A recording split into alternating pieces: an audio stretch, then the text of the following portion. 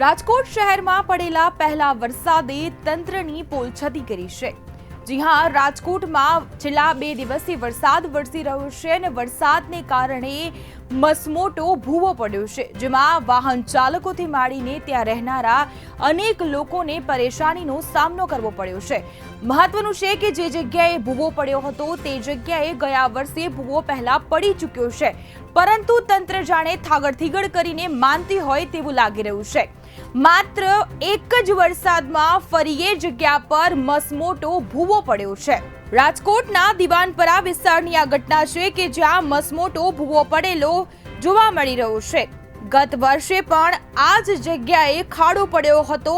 તંત્રએ તેની ઉપર થીગડું કરી દીધું, પરંતુ ફરી એક વખત આ વર્ષે એ જ જગ્યા ઉપર ખાડો પડ્યો છે, જેના કારણે વાહન ચાલકો અને રહેવાસીઓ પરેશાન થઈ રહ્યા છે। ભૂવો પડતા કોઈ ખાડામાં પડી જાય તો જવાબદારી કોની તેવા અનેક સવાલો પણ ઊભા થઈ રહ્યા છે। સ્થાનિકોની એક જ માંગ છે કે યોગ્ય કામગીરી કરવામાં આવે।